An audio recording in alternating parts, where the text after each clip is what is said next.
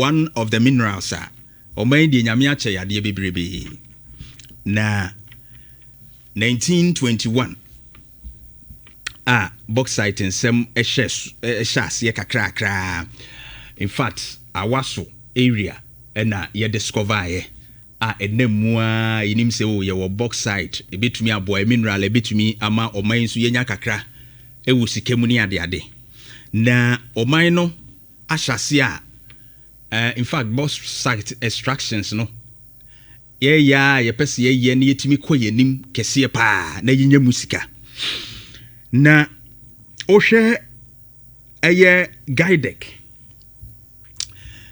Ghana Integrated Aluminium Development Corporation Randolph Chumesi Ankra Esquire lawyer ona CEO onu mani so ade hunu ne senka by close of 2026 there nanka womo guidec no womo tumi anya womo first bauxite extracted from assassin na enu omugu so. In fact, in 2021, abanda da no mu no onmo ye nhihye ya sabre no ROCKSURE mining company ROCKSURE yi okọ Mali ene other countries ahodo na onmu di dwuma wo pa wo mu dwumadie no eso omo wo Mali, Mauritania ene other countries omo ye mining wo ho a omo no eba sa bauxite true ni gold true ni ade na in fact they've even had contracts bebre projects bebre a omo just like EMP so ye na omo so wo mfidi akese ni ade omo de ye mining na Ghana and India ono so Ghanaian companies in fact current project omo ye sisi akra na bibia ni gold mine Asante Gold Corporation February 2025 one more with workforce of our 57 workers omo de ahyase omo ya asankofo omo ye adwuma wo behwa these are some of the details ewo ho projects omo ye wukrum ha mfidi omo enya agro di dwuma na omo akredi kanya lease nanka ese wonu mo ko na nyina hini bauxite no wonu mutumi kohwe na wotumi etu edeboa in fact nyina hini block B yinu kra de omutumi nya lease ananka ese ombetu ho na mo na aban we buy no wasi processes fa so lease no wonu mo nsa kan no amfa yi in July 2025 na wonu mo cancel lease no na guidec epese womo de ma company na wodi mudwuma. In fact, also mo focus cry initially na akoye to some performing companies and the koye sa ban ye ni suade mu nsi e be fa local companies ni ade.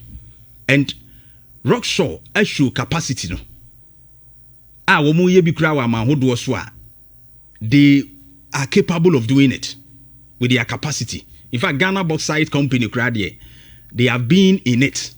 Womo de eba bauxite won sem kro mo ne guidec ya kra a partnership ni ade apen even with guidec kra no omo ne ROCKSURE so a partnership epenya. I think say they are all Ghanaian owned companies for ROCKSURE ne Ghana bauxite company said the mampani ni suade hunu ni se be ma local companies enyini no.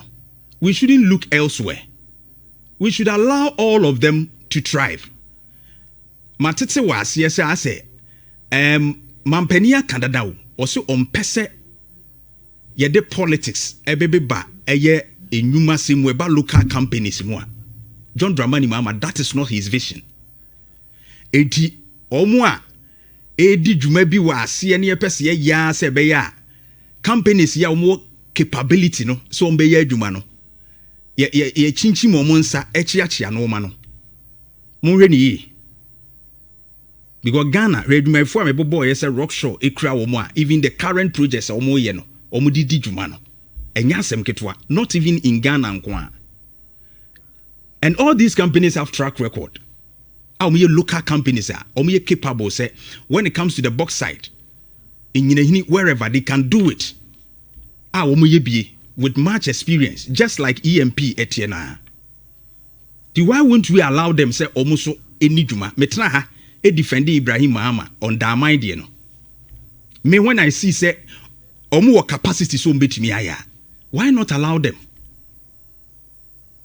Why not allow them? Eni se sebe yema baakofo nko na wo hye baabi no ono nko aye de ope na said you obenya di na other local companies no so suffer. Let's allow Ghana Bauxite Company and ROCKSURE so and survival. They have the capacity and it's proven. Omunya sa no manwa ya na mode ya be wiase na Ghana nwuma aba ha ye papa amanya hodo okra e contract wo no na ye gu nwuma no because ne wono mbe ya e betumi sustain wo no na ya je free wo nsem. Timampeni John Dramani Mahama also you're interested in letting local companies thrive. Since 2010, ROCKSURE they have the track record, they have the capacity. In fact, Omni Ghana Integrated Aluminium Development Corporation, Kragaideki, try say one more carbon with fund of about $1.2 billion. And in a bauxite refinery, so they are capable. They have had the lease before. They've gone through the processes. Though no maybe na lease no more cancel ya. Once they have the capacity, why not them allowing them again? Na M1 mining tumpon because say say be no makuku football bo a ebe wi ase no. E de animgu ase de beba. No mine no so ntimi nyina yi. Okay. Mabenja na mimia homa no Nhyira 104.5. Na ebra mi antwetwe nkomo. 03